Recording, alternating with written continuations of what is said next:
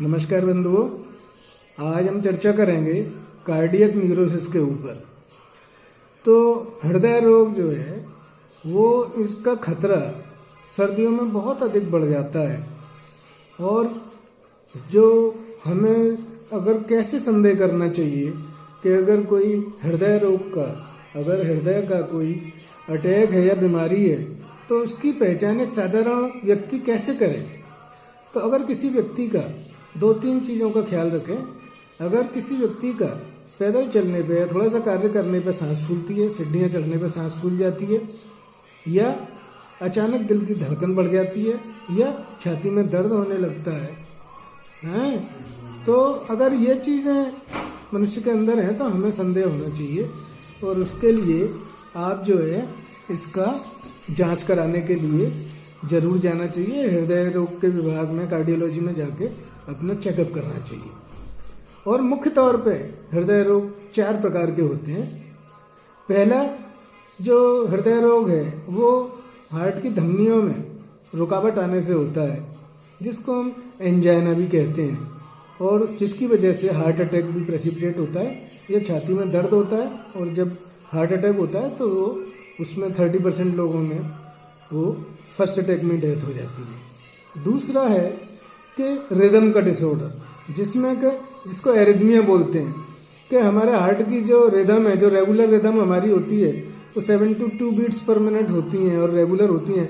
वो जो है बीट आदमी की वो इरेगुलर हो जाती है और बहुत ज़्यादा बढ़ जाती है और इरेगुलर हो जाएगी या बढ़ जाती है, तो इसको एरिथमिया बोलते हैं। ये भी जो है कभी कभी जानलेवा हो सकता है, जैसे एट्रियल फिब्रिलेशन है वो जानलेवा हो सकता है।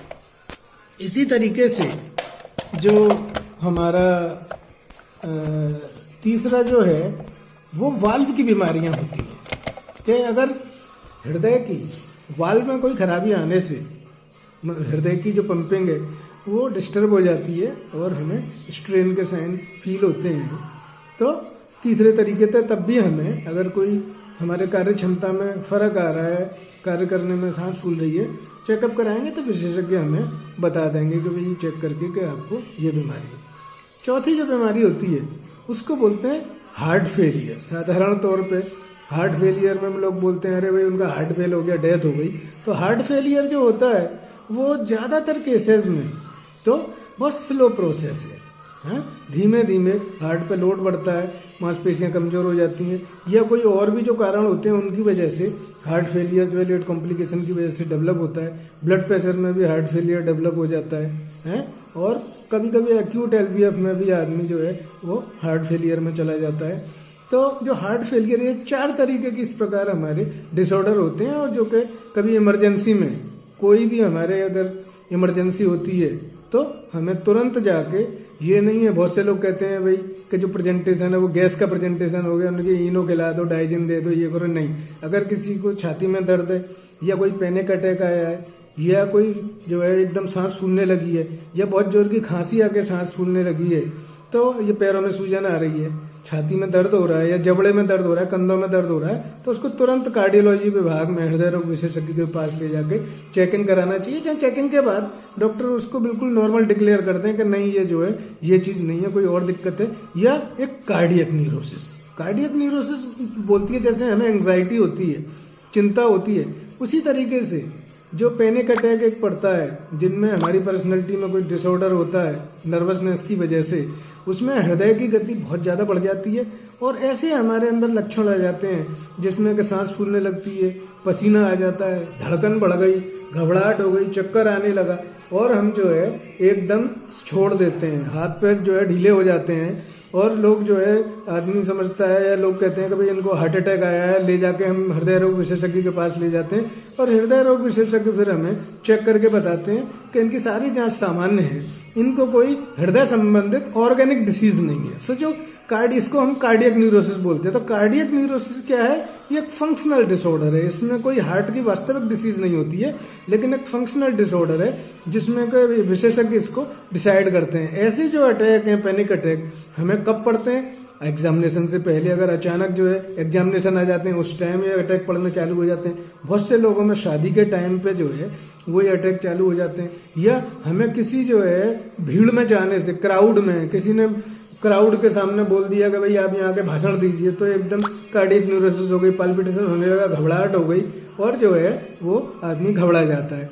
तो ये जो पैनिक डिसऑर्डर है, किसी इमरजेंसी सिचुएशन में हम उस सिचुएशन को अगर फेस नहीं कर पाते हैं, उस टाइम ये प्रेसिपिटेट होता है। और इसमें जब हम बार बार ये अटैक पड़ने लगते हैं तो विशेषज्ञ के पास जाके वो हमें बता देते हैं कि ये अटैक जो है ये हार्ट का नहीं है। हालांकि फिर भी हमें ये जरूर ध्यान में रखना चाहिए कि पैनिक अटैक भी जो है वो हो सकता है, लेकिन पैनिक अटैक वाले को ऐसा नहीं है कि हार्ट अटैक नहीं हो सकता है, एक्चुअल हार्ट अटैक भी हो सकता है। इसलिए विशेषज्ञ से बीच बीच में चेकअप जरूर कराते रहना चाहिए। और जो पैनिक अटैक है उनके मैनेजमेंट के लिए 3-4 उपाय ऐसे हैं जो अगर हम करते हैं तो हमारे लिए बहुत ज्यादा सहायक होते हैं। नंबर 1, प्राणायाम। प्राणायाम जो है वो हम करते हैं तो जो डायफ्राम की जो हमारी प्राणायाम में हम क्या करते हैं, डायफ्राम का यूज होता है और आज्ञा चक्र पे हम ध्यान लगाते हुए अगर प्राणायाम करते हैं तो जो C3 C4 है जो हमारे केंद्र है, तो C3 C4 का जो कंट्रोल है वो दोनों चीजों को, हार्ट और लंग्स को भी कंट्रोल करता है, डायफ्राम को भी कंट्रोल करता है। तो प्राणायाम करने से हम जो है अपने जो है ऑटोनोमिक नर्वस सिस्टम को और जो है कार्डियक और रेस्पिरेटरी वाइटल सेंटर्स को वो कंट्रोल करते हैं। और हमारे जो ब्रेन है, फिर हम उसके साथ अगर मेडिटेशन भी करते हैं तो हमारा जो सिंक्रोनाइजेशन हो जाता है और बॉडी में जो हमारी रिदम बिगड़ गई है वो रिदम नॉर्मल होती है और हमारी इमोशनल स्टेबिलिटी आती है, पर्सनैलिटी की जो वीकनेस है वो दूर होती है। तो इसमें प्राणायाम से और ध्यान से बहुत ज्यादा लाभ होता है। कुछ लोग जो है एंटी एंजाइटी ड्रग्स भी यूज करते हैं और कोई हॉबी की चीज है उसको यूज करते हैं। बैलेंस डाइट लेना चाहिए और इलेक्ट्रोलाइट इम्बेलेंस से भी कभी कभी ये प्रेसिपिटेट हो जाते हैं। हमारा सोडियम पोटेशियम का लेवल जो है वो सही होना चाहिए, तो वो भी हमें देखते रहना चाहिए। इसके लिए बैलेंस डाइट और फल फ्रूट वगैरह और जूस वगैरह हमें लेते रहना चाहिए। इसके अलावा कभी कभी कुछ ऐसी सिचुएशन होती हैं जिनमें कि भाई ये अटैक जो है अगर प्रेसिपिटेट हो ही गया तो हमें हृदय रोग विशेषज्ञ के पास तो जाना ही जाना है। लेकिन अपने आप जो है कोई नहीं है और कोई उपाय नहीं है तो शवासन में लेट के आप जो है अपनी सांस को केंद्रित करें, आज्ञा चक्र पे ध्यान को लगाएं और लंबी लंबी सांस लेकर रोकें, निकालें। और इससे भी जो है आप इन चीजों को कंट्रोल कर सकते हैं और एक दीर्घकाल के अभ्यास से हम इस कार्डियक न्यूरोसिस को कंट्रोल करने में सफल होंगे।